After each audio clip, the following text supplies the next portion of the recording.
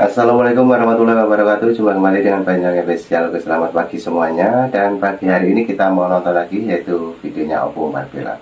Yang kali ini membahas tentang Raffi Ahmad. Dan sepertinya ada yang begitu penting ya, Oppo Marbella membahas tentang Raffi Ahmad. Apakah itu? Mari kita saksikan bareng-bareng. Oke, lanjut. Coba kalian tengok dulu ini. Agak kucuk-kucuk dalam mata kalian. Aku tanya dulu sama kalian, nggak salah lihat kalian kan?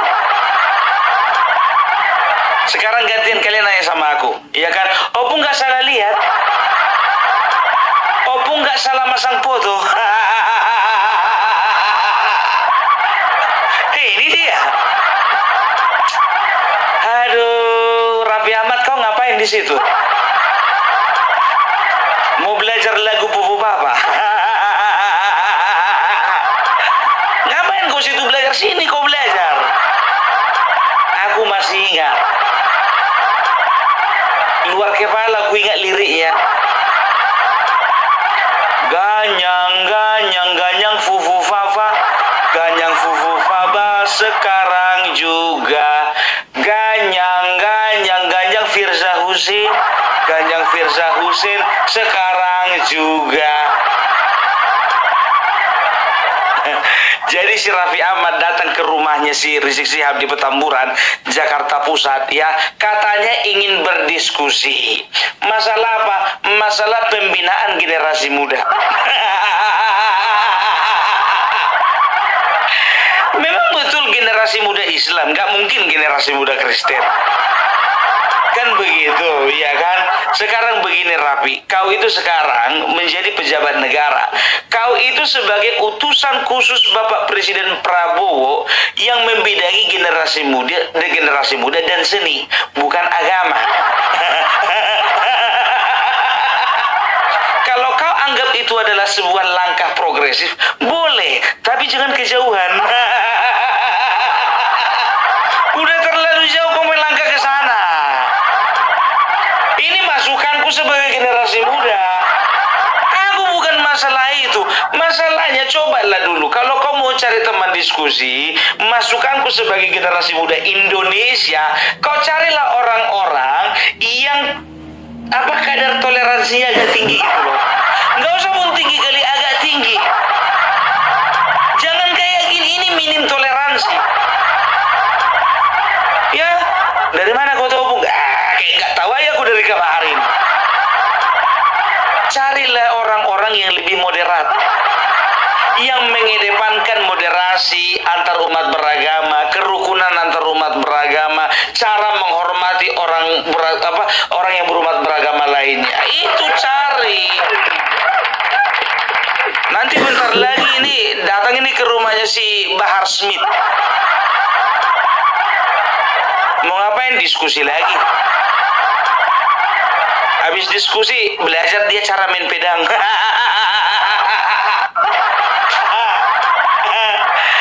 Aduh, aku jujur aja ya, aku tidak akan pernah menyentuh atau menyingkul yang ada urusannya dengan agama, ya. Tapi begini, kelompok orang ini sekarang ini sudah mulai membelok-belokkan sejarah. Bendera merah putih, siapa yang memberikan instruksi kepada Bung Karno untuk membuat bendera merah putih sebagai bendera Indonesia? Itu adalah fatwa Al-Habib Idrus bin Salim Al-Jufri Palu Al-Khairat.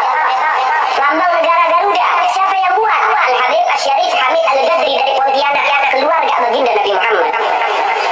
Lagu 17 Agustus, Pramuka, lagu syukur, siapa yang buat? Al-Habib Husin Al-Mutahhar dari Semarang, zuriat baginda Nabi Muhammad. Jadi Anda jangan berpikir, ini habaib di Indonesia jasanya apa? Banyak, itu yang baru kecatat. Ya, coba bayangkan kalian, 17 Agustus katanya itu hasil daripada kakek-kakek mereka. Penetapan 17 Agustus sebagai hari kemerdekaan. Bendera merah putih juga hasil dari karya tangan kakek mereka. Coba bayangkan kalian, Monas itu diklaim ya, Monas itu diklaim adalah juga produk dari Yaman. Kakek mereka lah yang membangun Monas, namanya itu Muhammad Nasir. Makanya Monas itu singkatan dari Muhammad Nasir. Muhammad Nasir bin Smith katanya. Padahal aku dari dulu sejarah belajar Monas itu singkatannya Monumen Nasional, bukan Muhammad Nasir. Ya, ini makanya aku bilang, aku jujur aja, sebetulnya banyak yang minta aku untuk bahas-bahas ini. I'm sorry to say, saya tidak mau membahas segala sesuatu yang berhubungan dengan agama. Tapi kalau berbicara dengan sejarah, ya, ada hubungannya dengan sejarah, Opung Parbelak pun juga akan angkat suara. Mengerikan orang ini, Bertokun, semua diklaim punya orang ini. Pulau Jawa diklaim katanya milik apa namanya? Pulau Jawa itu adalah milik pendatang dari Yaman. Kau cuci dulu mulutmu itu baru dakwah kau kalau kayak gitu modelnya. Jangan membelok-belokkan sejarah. Nggak boleh seperti itu, ya kan? Karena apa? Nanti pertentanganmu itu dalam sama Megawati Soekarno Putri. Karena bapaknya kemarin adalah founding father Indonesia, mengatakan jas merah, jangan pernah sekali-sekali melupakan sejarah, kan begitu. Walaupun pada akhirnya Rocky Gerung mengatakan artinya adalah jangan pernah melupakan pengkhianat. Apa hubungannya? Rocky Gerung. Kayak contohnya bendera merah putih. Bendera merah putih itu diambil oleh oleh Presiden Soekarno, presiden pertama kita, ya, yang melihat bagaimana kerajaan-kerajaan di Indonesia itu cenderung pada umumnya memiliki corak warna merah dan warna putih. Digabungkanlah itu karena kerajaan-kerajaan yang ada di Nusantara waktu itu memakai bendera coraknya warna merah dan putih, maka berkesimpulanlah Bapak Soekarno supaya bendera kita itu warnanya merah putih. Ini orang Yaman ngaku pula katanya inisiatif mereka yang yang membuat bendera merah putih itu adalah menjadi bendera kebangsaan kita. Lambang burung Garuda. Lambang burung Garuda pun juga katanya dari kakek moyang mereka. Bertanya sama Prof. Anhar, ini banyak titipan dari peserta yang pulang, Prof. Karena tadi lama tanya jawab. Yang pertama, benarkah bendera merah putih itu konsepnya Habib Ali Kuitang? Yang kedua, benarkah kemerdekaan 17 Agustus itu perintah Habib Ali Kuitang? Dan yang ketiga, benarkah lambang burung Garuda karya Habib Hamid Al-Ghazali? Jadi sementara ini titipan dari beberapa peserta yang sudah pulang. Namun maaf moderator, dari masing-masing bagian kita tanyakan. Ya silakan Prof, terima kasih. Mohon maaf. Assalamualaikum warahmatullahi wabarakatuh. Monggo Profesor, langsung. Iya, pertanyaan itu sebenarnya pertanyaan yang sederhana jawabnya. Jadi ketika itu diperlukan lambang negara, lalu dibentuk panitia. Panitianya, ketuanya Ki Hajar Dewantara. Lalu anggota panitianya ada Yamin, ada Sultan Hamid. Nah, lalu ada dua dari sekian banyak bahannya masuk, dua yang diterima, Sultan Hamid sama Yamin. Tapi kemudian setelah dilihat bahwa Yamin sedikit ada kecenderungan ke Jepangan, maka kemudian diterima Sultan Hamid. Tetapi ada tetapinya. Diterima, tetapi begitu Bung Karno melihat, maka dia melihat berbagai hal yang kurang tepat. Maka dia panggil seorang seniman namanya Dulla. Lalu dia katakan, Dulla, perbaiki itu. Maka diperbaiki. Jadi yang kita lihat sekarang itu bukan asli dari Sultan Hamid, tetapi itu adalah perbaikan dari kehendak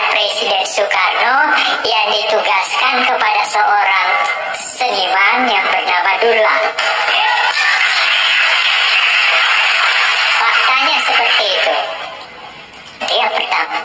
Yang kedua, saya menolak Sultan Hamid sebagai pahlawan nasional karena pada tahun 1947 pangkatnya dinaikkan dari kolonel menjadi mayor jenderal di negeri Belanda. Pada tahun itu kita diburu-buru oleh Belanda, ditembakin dan sebagainya. Dia tidur di negeri Belanda. Terima kasih, itu jawaban saya. Bendera merah putih? Yang bendera, kenapa benderanya? Lambang burung Garuda. Lambang burung Garuda. Bendera merah putih konsep Habib Ali Kuitang. Nggak benar.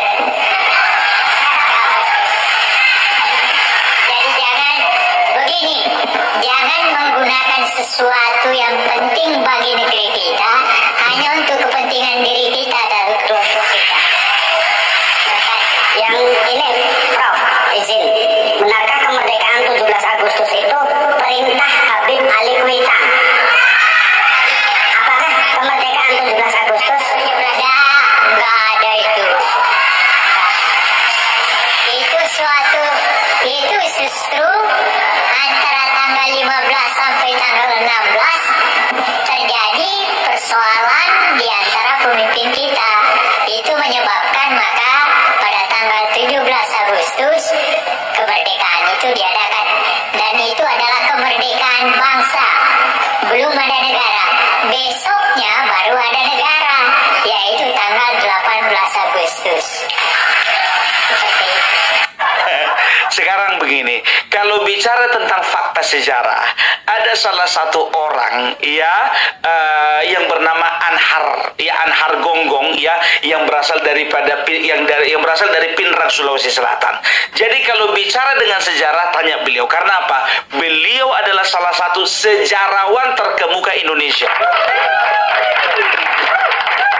Dan banyak lembaga-lembaga dan juga pemerintah sudah berusaha untuk mengantisipasi pembelokan sejarah ini dengan mengundang beliau gitu loh ya.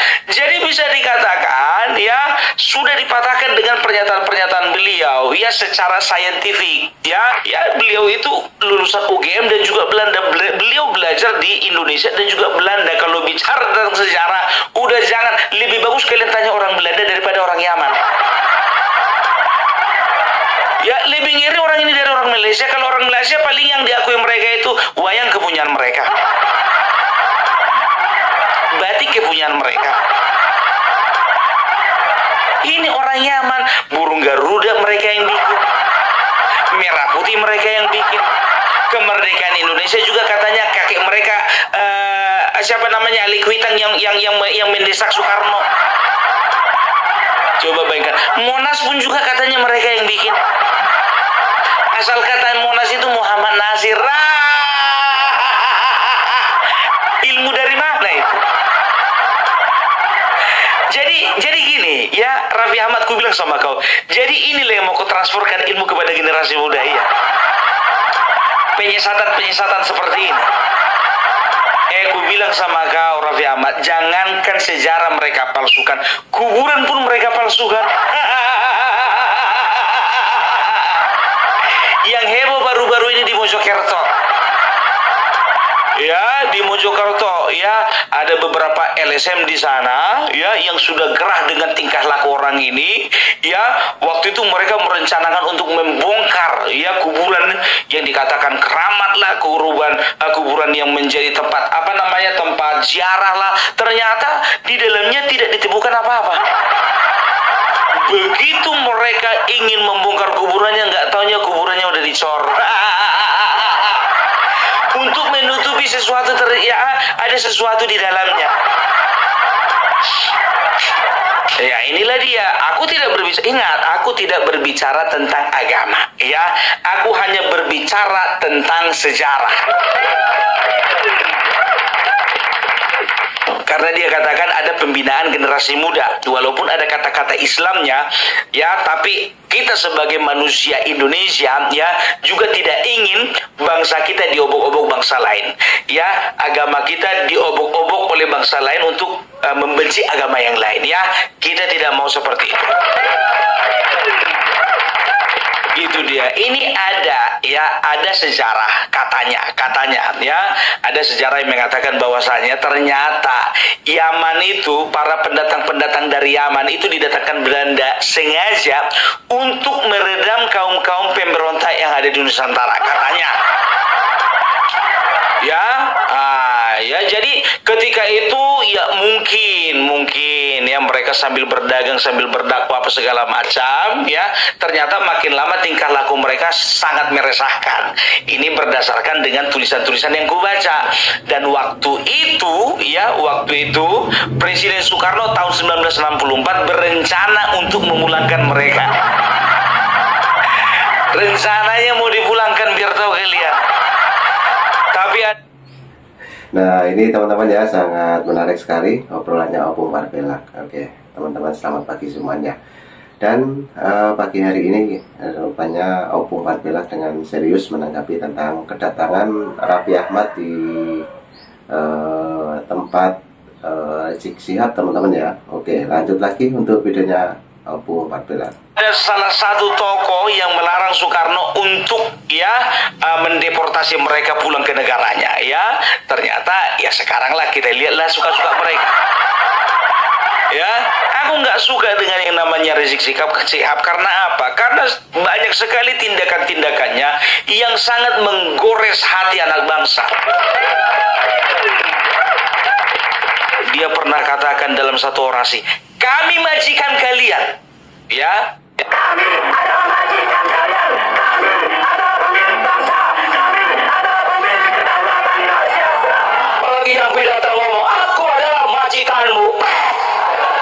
Itu yang bikin aku marah. Kami majikan kalian, jadi kami budak kalian, gitu. Ya. Jadi seperti itu. Ya, kami orang Indonesia, budak kalian orang Yaman. Jadi maksudnya kalian pendatang, kami harus turut sama kalian. Gitu dia. Ya, mereka katakan kami sangat berjasa terhadap bangsa ini. Kampret. Berjasa. Makanya aku bilang, ya, ini banyak ulama-ulama dan juga pendakwa-pendakwa yang moderat, ya, yang betul-betul berpikir bagaimana supaya bangsa ini jangan rusak oleh satu oknum, ya. Ini sudah mulai menyuarakan gitu loh, ya, bahwa saya jangan percaya dengan pembelokan-pembelokan sejarah. Nah, sekarang Raffi Ahmad, makanya kau Raffi Ahmad, sebelum kau melangkah jauh, ya, kau baiknya harus dulu berbicara atau berdiskusi dengan orang-orang yang betul-betul berpikir bagaimana bangsa Indonesia ini tetap di dalam keutuhan. Gitu. Kok langsung ke sana kau? Siapa yang nyuruh kau ke sana? Ini sangat disayangkan ini ya, sangat disayangkan ya. Harusnya dia sebagai seorang pejabat harusnya bisa melihat, ya kan, ini orang track recordnya bagaimana, di penjara berapa kali, dilaporkan berapa kali, ada kapsum lagi. Gimana si Raffi Ahmad ini? Lebih bagus kau panggil aku. Aku nggak pernah terlibat dengan, aku nggak pernah dipanggil lalu lari ke Arab. Aku nggak pernah juga membawa massa di Monas. Aku nggak pernah menggeruduk KPKP. Nggak pernah. Aduh, apalagi kan harusnya tahu dia bahwasanya dia pernah mendirikan sebuah organisasi yang ternyata dilarang oleh pemerintah. Walaupun dia bikin lagi organisasi baru, ya, dengan nama yang baru tapi singkatannya singkatan yang lama.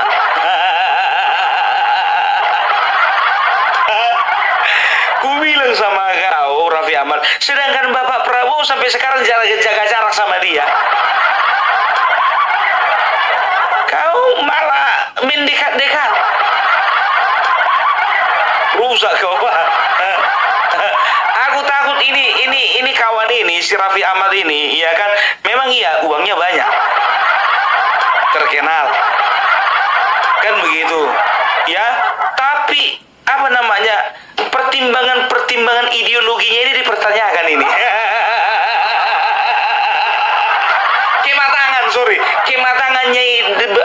Kematangan ideologi kawan ini dipertanyakan ini kalau seperti itu. Jujurlah, sedangkan Kementerian Agama, ya, Menteri Agama pun juga sekarang sedang bekerja keras untuk berusaha ya mengantisipasi pembelokan sejarah. Nah, ini kok malah gabung sama mereka? Kacau.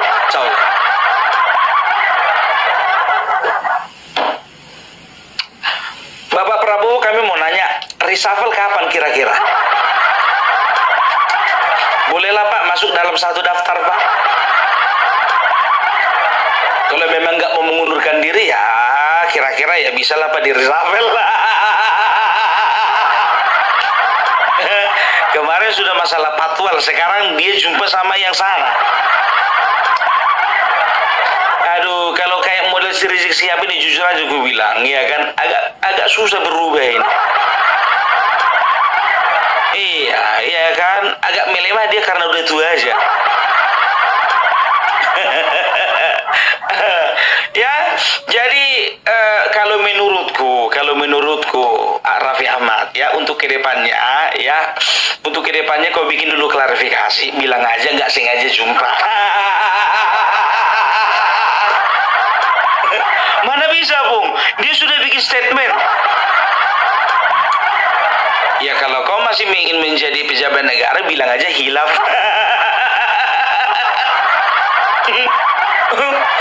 Ya, bilang aja hilaf.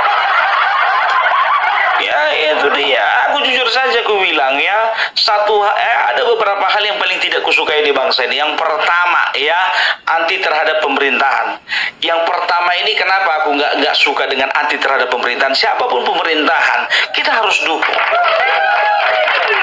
Ya, kita memilih presiden atau presiden pilihan kita terpilih atau tidak terpilih, ya itu kan masalah perbedaan pilihan saja. Tapi kalau bicara tentang kelayakan, ya berarti dia layak untuk menjadi presiden kita, kan begitu, dan juga pemerintah yang kita pilih. Ya, itu yang pertama. Baru yang kedua, yang paling tidak aku suka itu adalah hoax yang merusak ya ketertiban umum, hoax yang merusak tentang keutuhan berbangsa dan bernegara. Paling benci kali aku. Makanya aku paling benci dengan orang-orang yang menyebar hoax, apalagi dengan mengatasnamakan rakyat, masyarakat. Itu dia paling nggak suka aku. Baru yang ketiga ini aku paling tidak suka dengan sikap-sikap negatif dan apatis. Makanya aku paling nggak suka dengan kelompoknya si siapa namanya itu, Faisal Asegaf, Rocky Gerung, ya setelah itu Said Didu, Din Samsudin dan juga segala macamnya itu, ya karena mereka itu selalu menebarkan semangat pesimistis. Kok bisa blank aku? Inilah gara-gara si Raffi Ahmad. Ya, yang menebarkan semangat pesimistis, apatis, berpendapat bahwasanya bangsa kita nggak akan mungkin bisa menjadi bangsa yang besar. Paling benci aku. Baru yang keempat, ya aku paling benci dengan yang namanya intoleransi. Paling benci aku ya, kalaupun kita berbeda akidah, berbeda kita di dalam tata cara kita di dalam pergaulan, tata budaya kita, ya berbeda kita culture dan segala macamnya, ya kita harus pandang itu sebagai kekayaan gitu loh ya. Tapi aku paling benci kalau misalnya satu agama merasa lebih baik dari agama lainnya, satu suku lebih baik daripada suku lainnya. Paling benci gitu loh ya. Jadi itu dia dari Opung Parbelak. Salam NKRI harga mati. Nah oke teman-teman, selamat pagi semuanya. Videonya Opung Parbelak sudah habis, sudah full untuk durasinya. Dan itulah tadi pembahasannya tentang Raffi Ahmad, yang dimana mengunjungi tempat dari Habib Rizik Sihab teman-temannya. Nah dari itu mungkin teman-teman dari video yang diutarakan oleh Opung Parbelak mungkin penonton setia dari Banjang Official. Punya saran dan kritik silahkan tulis di kolom komentar saya. Oke, salam buat keluarga, sehat selalu. Assalamualaikum warahmatullahi wabarakatuh. Thank you, bye bye.